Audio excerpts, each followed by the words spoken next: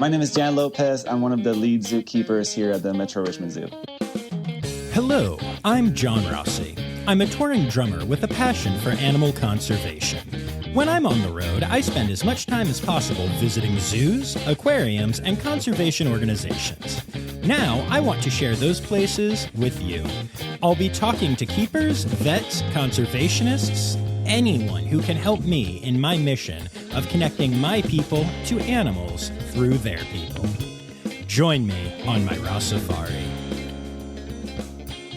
Hi, hello, how are you? Welcome back to a very special episode of the Rossifari podcast. Y'all, this one is fresh, it's hot, that's the pizza that I just ordered. But it is a very timely episode, and I'm really excited to share it with y'all. So today, you are going to get to hear all about Poppy, the brand new baby pygmy hippo that is not only living at the Metro Richmond Zoo, but is taking the internet by storm.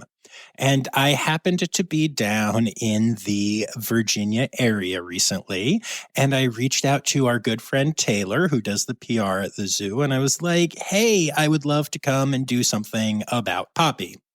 And despite the fact that it has been absolute madness with all kinds of national media down there, Taylor was willing to accommodate. And I got to go down and speak to one of the lead keepers at the zoo, Jan, who's doing an amazing job taking care of Poppy.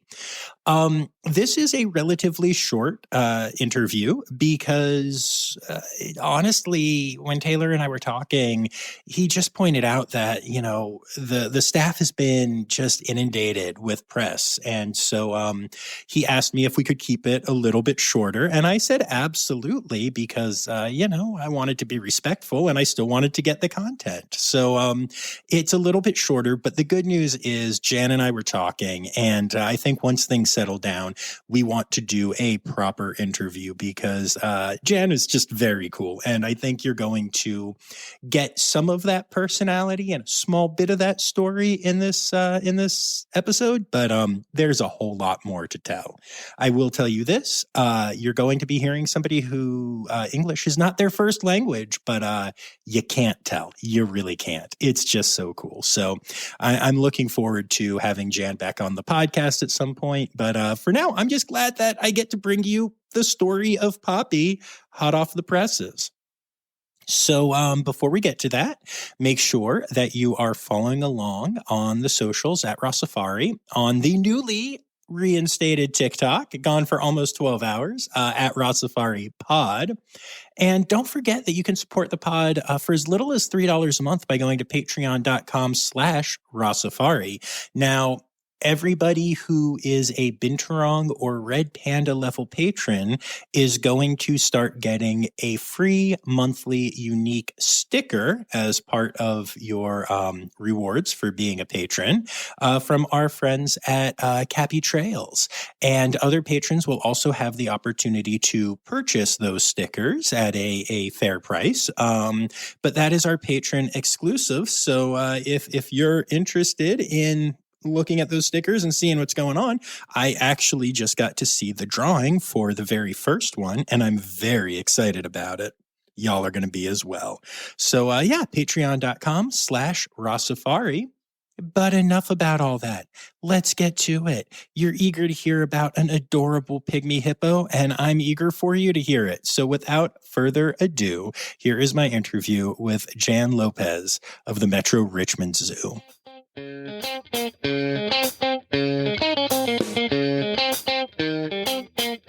We are here today because there is a little bit of a celebrity running around at the zoo right now. There is indeed. Yes. So let's dive right in. Tell me about Poppy. Well, she is known as the American princess. She really is. I don't know. It's such a privilege to be able to work with her and see her grow. It really is. And I'm just amazed with the amount of fans all around the world that are just thinking about her, writing posts about her, seeing the videos, coming to the zoo from all over the place. Just This place see is Poppy. packed today, and it's a Saturday, and it's 40 degrees. Like, I get that Saturdays are zoo days, but like it's like 40 degrees. I'm freezing here. I know, But, I know. it's And packed. the zoo opened at 9, and right at 9:10, I saw like the crowd just going straight to Poppy. It's crazy. It's crazy. That is truly amazing. So, so Poppy is a pygmy hippo, Yes. right? And was born when? She was born on December 9th, Okay. 2024, to parents Iris and Corwin. Iris is an 18-year-old hippo, and Corwin is an 8-year-old. So they're both pretty young. And this is their third calf in the last 5 years. Wow. Okay. Yeah. All right. So, I mean, do we think it's because of Muden that all of a sudden the third one is the one that popped off so much, or? Oh, for sure. I actually said this in an interview a while ago. I give credit to Mudang and to Haggis and to Tony and all these pygmy hippos that started this trend, because... And, now Poppy is the next one here in line. They're like the 4 big pygmy hippos right now. Big pygmy hippos.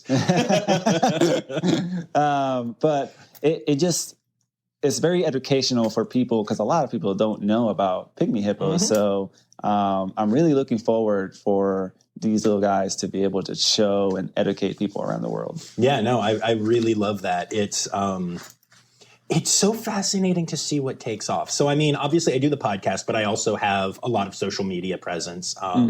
And, some of the stuff that I do that is popular is exactly what you'd expect. Red pandas and elephants and stuff like that. But then I recently had a video go viral to the tune of over 10 million views of a tree kangaroo eating. It was a tree kangaroo. And the number one comment was people just saying, I didn't even know this species existed. Thanks for educating me. What is this? What's there? And more people were like, are they endangered? I'm like, oh yes, they are. Yes, they are. And there are other species and this whole thing. And I got to educate. Who knows what the reach of those comments was, but just the fact that millions of people, but why did my tree kangaroo video, I mean, look, I love that, but why did that pop off, but a, tamarin video might not, or whatever, it's so random when you look at what some of the animals that pop off are, but I think it's so cool because it brings these wildly charismatic but not known species into the public view. And then, how do you not love a pygmy hippo? The first time I discovered a pygmy hippo, I fell in love. I know. They're, even though they're big, they're also small. A lot of people think about hippos and they always think about the Nile hippos, which are like 10 times the size of a pygmy hippo. So when I saw a pygmy hippo for the first time, I was actually pretty shocked. I was like, they're actually really cute. Yeah. And I don't blame people for thinking that Poppy is the cutest thing ever. I mean, look at her. It's just adorable. Yeah, no, absolutely. And it's been such a journey to watch. As an animal person, I find it always fascinating when suddenly people know about the weird things that I know about, Yeah. Everyone knows what a pygmy hippo is now. And that's so cool. Yeah, that is so cool. Yeah, I know. Especially for an endangered species. Yeah. It's a lot of growth and a lot of learning that people get to have enjoying watching these hippos. So it's really cool. Yeah, absolutely. So let's talk about the parents for a little bit. All right. I want to go through the whole family. So tell me about mom. Mom is Iris. She has been here since the Pygmy Haven Hippo area opened up at the zoo in 2018. So she arrived with Corwin.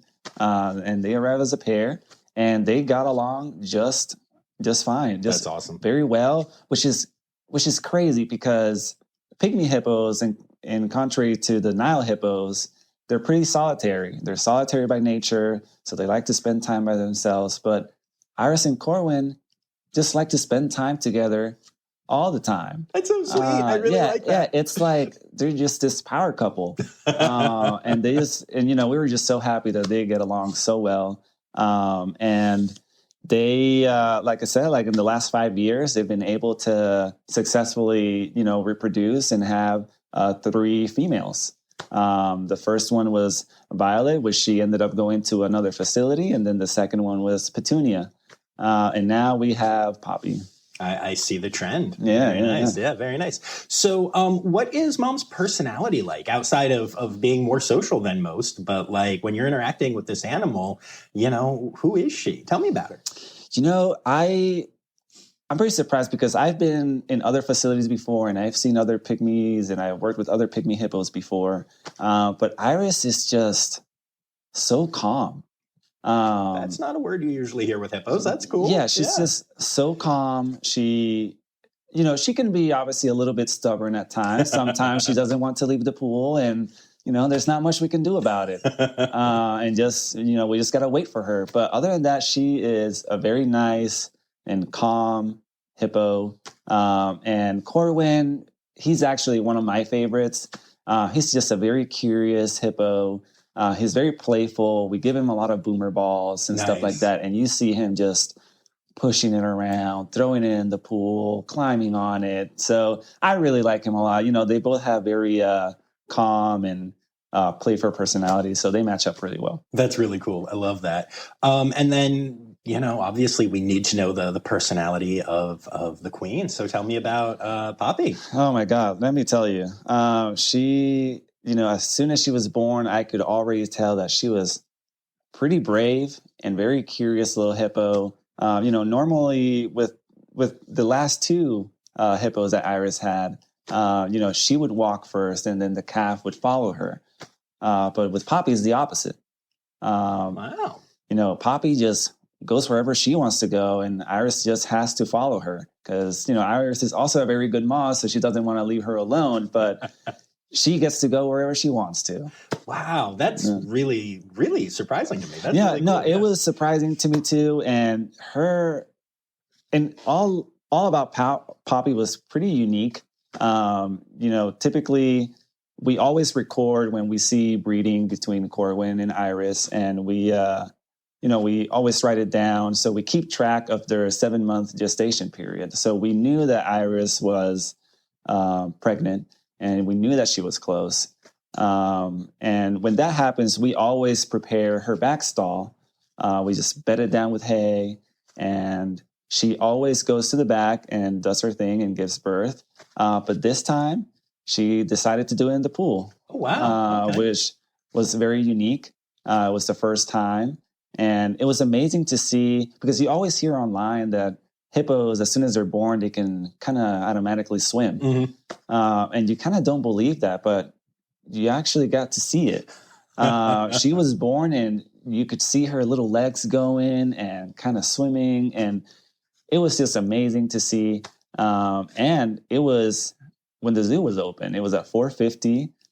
So people also got to enjoy to see, that process of the birthing. Wow. It was amazing. I think that's one of the coolest things when zoos allow that to happen and when the public happens to be there. I mean, obviously you can't time it out, but when it works out that way, it's really magical because it does show this is life. This is what these animals do. You know? And that's really cool. Yeah. And it actually took us by surprise because, like I said earlier, they're pretty solitary.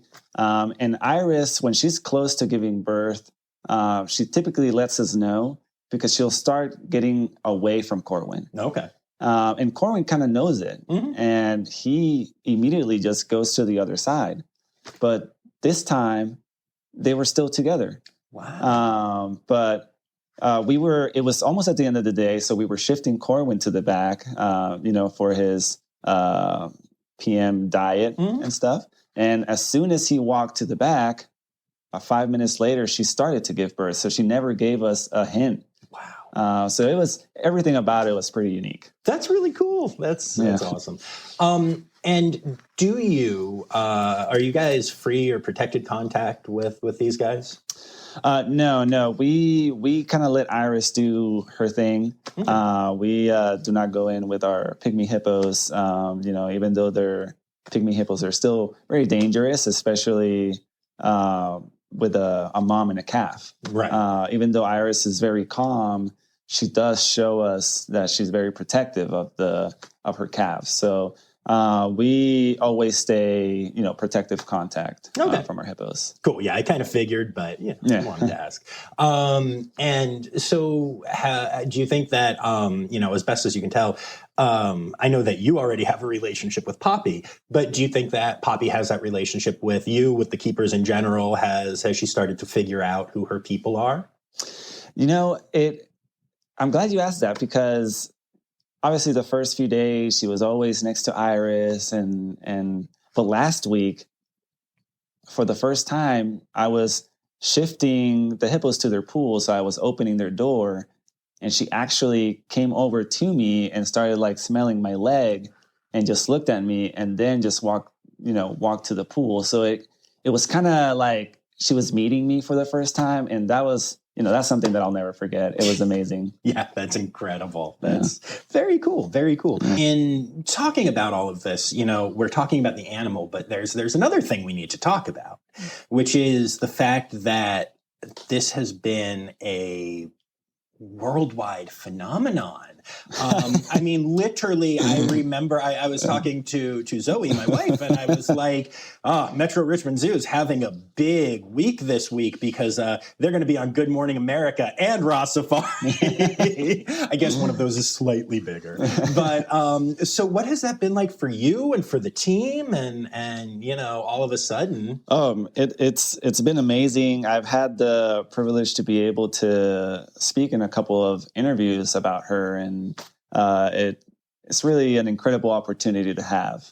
And not only that, like you said, it was a worldwide phenomenon, and it even got bigger because we were like, you know what? We have these 4 names that we are thinking about, but we were just not sure what to do. So we just decided to leave it to the public. So we wanted to do 4 names that kind of had a meaning. Mm-hmm. So one of them was Poppy, which is a flower. It was a tribute to Iris, since the mom is named after a flower as well. The second one was Juniper. After this wintry bush that grows everywhere here in Virginia, and since she was born in winter, it was kind of a tribute to that. We also had Omi, which means water, in a language spoken in West Africa, where they're from, since she was born in the water. And then the last one was Hammy May, which is a tribute to the sweet and savory Southern Virginia ham. So we weren't sure, so we just decided to let the public decide. So we opened up a vote on December 27th, and we had till the 31st for people to vote. And it was crazy the amount of votes that we had. We had almost 53,000 votes in over 119 countries in just those few days. Yeah, no, it's incredible. I know, because I got pulled into it as well, especially for just the final 2, because my listeners love to be involved with that kind of stuff. And because, look, all due respect to the people who loved Hammy May, but I was like, no. So I get the whole Moodang pork thing, but, no. And that was, so I got a bunch of people involved. And then I started hearing from some of my listeners that some other influencer types were pushing for Hammy May, and others were pushing for Pie. And it became like, it was almost like a couple of my listeners were like, well, we'll see if you can beat out this group and that group. And I'm like, oh my gosh, it's like, how am I dragged into this now? I just wanted the name Poppy. Yeah, it's crazy how competitive it got all of a sudden. Yeah. Like you said, like there was like a lot of influencers saying like Hammy May, and other influencers voting for Poppy, and there were some others that were voting for Omi and Juniper as well. I actually really liked Juniper. I think that's a beautiful name, but I didn't get involved in the early voting. So but it was crazy to see how it took off. And I remember the zoo was posting pictures and videos of people here holding up signs with their preferred names and stuff, and I'm like, what? I have never seen that. Yes, no, it was crazy. And even though they were still on the bag, that they weren't on display yet, like a lot of people would just come like with posters, with signs, with like stickers that would say like the name that they voted for. And it was incredible. So after that first round, if any of the names went over 50%, that was going to be the name. But none of them went over 50%. I think Poppy had 38% and Hammy May had 32%. So we just decided, let's do a round 2 and let's wait for, let's do a few days here and let's see if we have a winner. And then it got even crazier. In just 2 or 3 days, it got to a little over 116,000 votes over 165 countries around the world. It was just impressive. I was so shocked. That's amazing. That's really cool. And I noticed there was, I think, I don't know, the New York Times, some big publication did a thing recently about how animals went viral last year at a kind of unprecedented rate. And their kind of hypothesis was that just like it feels like the world is burning to a lot of people right now, and like life's insane, and animals are awesome. And so animals started going viral, and we're like just bringing people peace in these like hard times and stuff. Yeah, and no, it's like a ray of positivity. Like it's amazing, like what animals can really do, and that people are not really aware of until they become like enamored with these animals, and it's something positive in their day. Yeah, no, I know when I'm stuck not doing Rossifari stuff for a little while, or I don't get to a facility for a little while, I feel it. I do. And then I get to a zoo or an aquarium and suddenly the sky's clear and birds start chirping and I can breathe more deeply. And, it's amazing what animals can do, which I guess is why we're both sitting here right now. Yeah, exactly. Yeah, awesome. Is there anything else that you want to say about Poppy or the Pygmy Hippos or anything like that? No, I can talk about her all day. No, we, after she was born, we really kept hands off. Obviously, we were keeping very close track of how they were doing. But after 5 days, we decided to do a neonatal exam.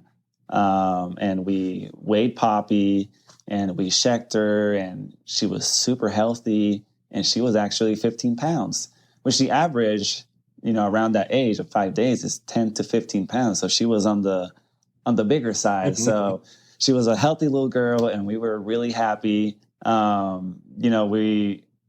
And in just a month, she's like almost twice her size. She's like 30 pounds now. It's crazy how quickly they grow. And I think she's going to be such a big hippo. Iris is a very large female. She's even larger than Corwin. And she's close to 600 pounds, and Corwin is close to that too. So I think she's also going to be a pretty big hippo. So nice. I'm excited to see her grow. Nice. I still love the whole big Pygmy Hippo thing. That just cracks me up. Is there a conservation organization you'd like to give a shout out to? Yeah, no, we actually, this is, I'll say it right here. We're actually hosting on May a Run Wild races. We do 2 of them 8 per year. And we each race, one in the fall and one in spring, goes to a specific species, and then the proceeds go to the conservation of that species. So this year, this first one, we decided to do a race for Poppy, and the 100% of the proceeds is going to go to Fauna and Flora Conservation Organization, which is, I was reading about them, and it's really cool what they do. And I had no idea how elusive the Pygmy hippos really are. Basically, they're just in Liberia and Sierra Leone, but mainly in Liberia. There's like a very dense forest there. And there was actually a documentary narrated by David Attenborough. I think that it was called Natural World. And one of the episodes, they were talking about Pygmy hippos and how elusive they are. And they were showing how they were trying to catch them on traps so they can do DNA samples and sedations to see how they were doing. And they would set traps and cameras. But they would just spot on the cameras that the hippos would see the traps but not go in it. Mm-hmm. Like they already knew like that smell weird. Right. So they weren't different pests. So they were never able to actually trap one. So now this organization is now doing eDNA surveys. So and essentially it's just the fecal matter that they find. They can do a DNA sample of that and kind of track where those individuals go. So the proceeds will go to that organization, and they will provide more clothing and tools, because it's a very dense forest and it's really hard for people to walk through those marshy forests to find those hippos. So all the proceeds are going to go to that conservation. So it's going to be really exciting. Nice. That's awesome. And then it is time. It's time now, don't you know? We've come to the end of the show. But there's one tale left to go. You're gonna laugh and say, oh no. It's time for the Rossifari poop story. Oh my God. I was, it didn't happen to me. But, I had my vehicle and I had a dump cart attached to it, and I was cleaning a lot of yards that day, a lot of hoofstock yards. So the dump cart was pretty full of poop. And it was a rainy day. So it was like a pool. It was pretty, it was really wet in there. And I had parked it because I was grabbing a wheelbarrow just to dump it on my dump cart.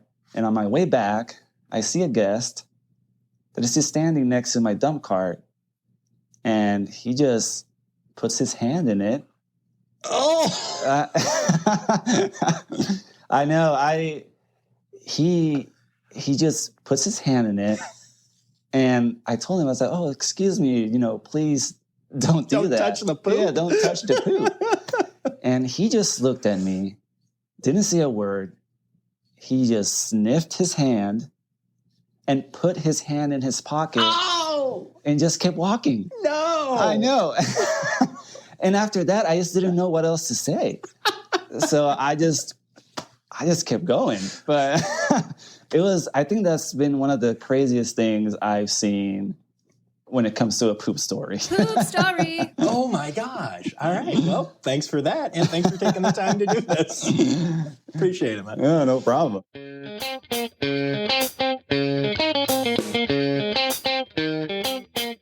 So there you have it, folks. The story of Poppy so far. And like I said at the beginning, I am excited for the next chapter, both with Jan and with Poppy. So before we get going, I'd like to take a moment to say thank you to all of my Red Panda level patrons, including Dr. Laura Schenk, Dr. Stephen Williamson, Barbara Bennett, Jenny Owens, and Kevin Williams. And I would also like to thank all of you for being here and listening and supporting the pod and all the good things.